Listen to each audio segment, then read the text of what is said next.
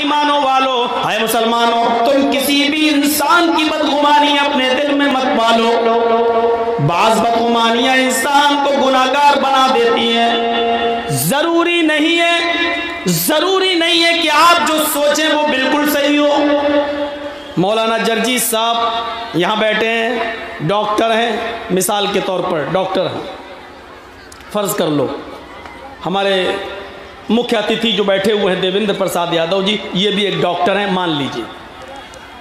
سامنے سے ایک آدمی لنگڑاتا ہوا چلا آ رہا ہے، ہم دونوں ڈاکٹر آپس میں پاس پاس بیٹھے ہوئے ہیں۔ جرجیت صاحب کہنے لگے، ڈاکٹر دیویندر صاحب، یہ سامنے سے جو آدمی آ رہا ہے لنگڑاتا ہوا، اس کے پیر میں موچھ ہے، اس موچھ کی وجہ سے یہ آدمی لنگڑا رہا ہے۔ دیویندر پرساد یادو جی بولتے ہیں، میں بھی ڈاکٹر ہوں، میرا تجربہ یہ کہتا ہے کہ یہ آدمی پیر میں موچھ کا شکار نہیں ہے، بلکہ اس آدمی کی ریڑھ کی ہڈی میں درد ہے، جس کی وجہ سے یہ لنگڑاتا ہوا آ رہا ہے۔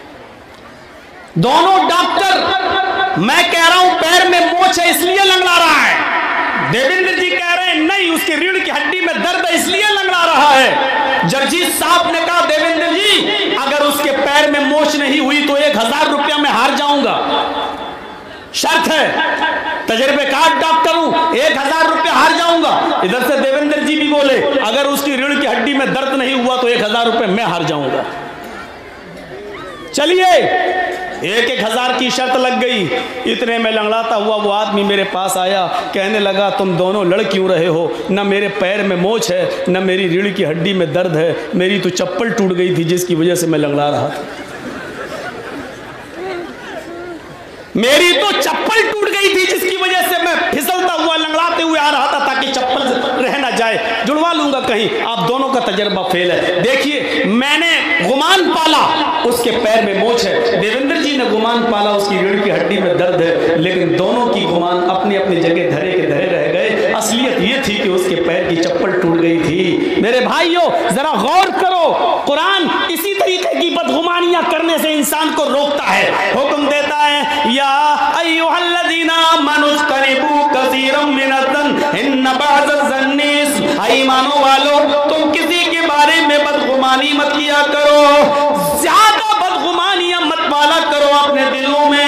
بہت سی بدگمانیاں انسان کو پاپی بنا دیتی ہیں، انسان کو مجرم بنا دیتی ہیں، انسان کو بہت بڑا گناہگار بنا دیتی ہیں۔ بدگمانی مت پالو اپنے دل کے اندر۔ میں یہ نہیں کہتا ہوں کہ ساری بدگمانیاں غلطی ہو سکتی ہیں، صحیح بھی ہو سکتی ہیں، لیکن ہمیں پالنے کا حکم نہیں دیا۔ کیوں پالیں؟ کیونکہ ہم فیوچر کی بات نہیں جانتے، اس لیے غلط فہمی کا شکار ہو سکتے ہیں، اس لیے پالیے ہی مت۔ جتنی بھی جنگیں ہوئی ہیں، آپ تاریخ اٹھا کر دیکھیے، اتہاس پڑھ کے دیکھیے، جتنی بھی جنگیں ہوئی ہیں، چاہے وہ حضرت علی اور حضرت عائشہ کے درمیان ہو، چاہے وہ جنگ صفین اور جنگ جمل کی شکل میں ہو، چاہے وہ کربلا کے میدان کی شکل میں ہو، جتنی بھی جنگیں آپ اسلامی تاریخ کا مطالعہ کریں اور پڑھیں، اکثر جنگیں بدگمانیوں کی بنیاد پر ہوئی ہیں۔ ہم نے یہ بدگمانی پال لی تھی، بدگمانی یہ پال، ہم نے دوسرے نے یہ پال لی، اس بدگمانی کی وجہ سے بڑی بڑی جنگیں رونما ہوئی، اور اس کے نتیجے میں میرے بھائیوں لاشوں کی لاشیں پٹ گئی، خون کی ندیاں بہ گئیں۔ میرے بھائیوں قرآن کریم اسی بدگمانی سے انسان کو روکتا ہے، اسی بدگمانی سے انسان کو بچاتا ہے اور کہتا ہے ایمانوں والو تم کسی بھی منشی کے بارے میں، کسی بھی انسان کے بارے میں اپنے دل میں بدگمانی مت پالو۔ امام اوزاعی کا نام سنا ہوگا، بہت بڑے بزرگ گزرے ہیں۔ امام اوزاعی کی بیوی سے اس محلے کی، اس گاؤں کی ایک عورت ملنے آئی، ذرا سنیے گا غور سے۔ اس گاؤں کی ایک عورت ملنے آئی، امام اوزاعی نے دروازہ کھولا صبح کے وقت، کہا بولیے، انہوں نے کہا آپ کی بیوی سے، آپ کی وائف سے مجھے ملنا ہے۔ وہ اندر چلے گئے اور اپنی بیوی سے کہا کہ آپ سے کوئی ملنے آیا ہے، کوئی عورت ہے محلے کی، گاؤں کی، تم ان سے ملاقات کرو۔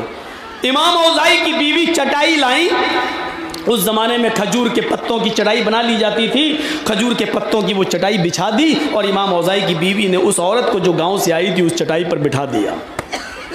وہ اس چٹائی کے اوپر بیٹھ گئی. جیسے اس گاؤں کی عورت اس چٹائی پر بیٹھی، وہ چٹائی پہلے سے بھیگی ہوئی تھی. جیسی وہ بیٹھی اس کے پیچھے کا حصہ جو کولہا ہوتا ہے وہ بھیگ گیا، پانی سے بھیگ گیا. اس عورت کی نگاہ امام اوزاعی کے بچے پر پڑ گئی، 3 سال کا بچہ.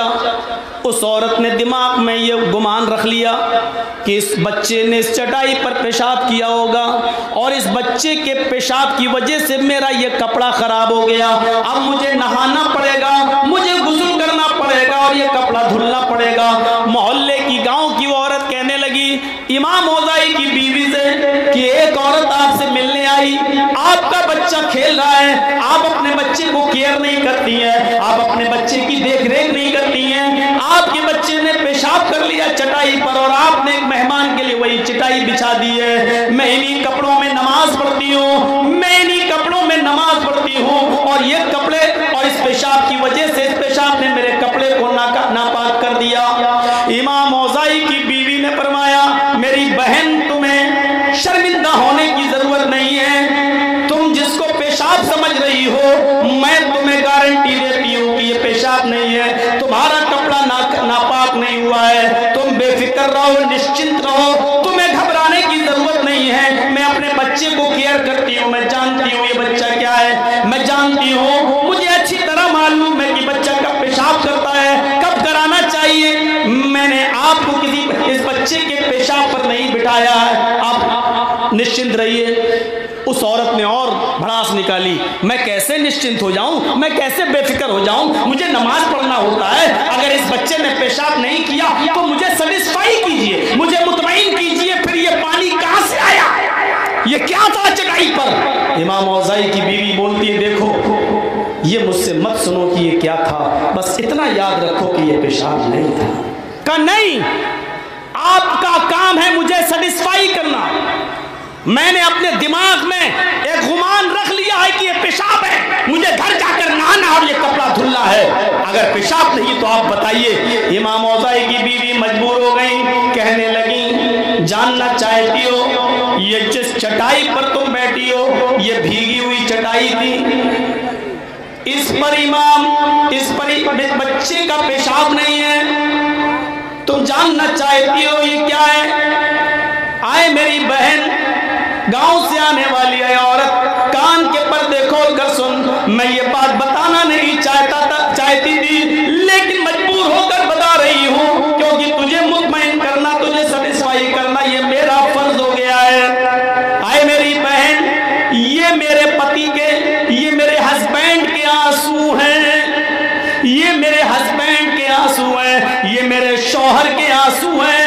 وہ روزانہ فجر کی نماز پڑھنے کے بعد گھر پہ آتے ہیں، قرآن کی تلاوت کرتے ہیں، قرآن میں جو جہنم کے دردناک منظر کو کھینچا گیا ہے اس جہنم کی خوف سے ڈرتے ہیں تو آنکھوں میں آنسو آ جاتے ہیں. ان سے جو پاپ ہوتے ہیں وہ اللہ کے سامنے اپنے دعا کرتے ہیں، گڑ گڑا کر مانگ روتے ہیں اور اپنے پاپوں کی چھما اپنے ایشور سے کرتے ہیں اور اللہ کو یاد کر کے اتنا روتے ہیں کہ ان کے آنکھوں سے ان کی داڑھی اور داڑھی سے گرنے والے آنسوؤں سے یہ چٹائی بھیگ جاتی ہے. آئے میری بہن جب تم گھر پہ آئی تو وہ رو رہے تھے، آنسو ان کی چٹائی پر گر رہے تھے. انہوں نے دیکھا کہ ایک عورت آئی تو وہ مجھے چھوڑ کر تمہیں میرے پاس بٹھا کر اپنے دوسرے کمرے میں چلے گئے. آئے میری بہن یہ میرے شوہر کے آنسو ہیں، یہ پیشاب نہیں ہے، یہ میرے شوہر کے وہ آنسو ہیں جو اللہ کو یاد کر کے وہ روتے ہیں. تم ان آنسوؤں پر بیٹھی ہوئی ہو، یہ پیشاب نہیں ہے. اس عورت نے معافی مانگ لی، چھما یاچنا کر لی. میرے بھائیوں بتانے کا مقصد یہ تھا کہ اس عورت نے جس کو پیشاب سمجھا حقیقت میں وہ پیشاب نہیں بلکہ پشچاتاپ کے وہ آنسو ہیں جس کا پہلا قطرہ زمین پر گرتے ہی اللہ سارے گناہ معاف کر دیتا ہے. میرے پیارے ساتھیوں ذرا تصور کرو کہ ہمارا گمان کیا تھا اور نکلا کیا. حقیقت کچھ اور ہوتی ہے اور ہمارا گمان کچھ اور کہتا ہے. اس لیے قرآن کریم کیا کہتا ہے کہ برے گمان سے بچو،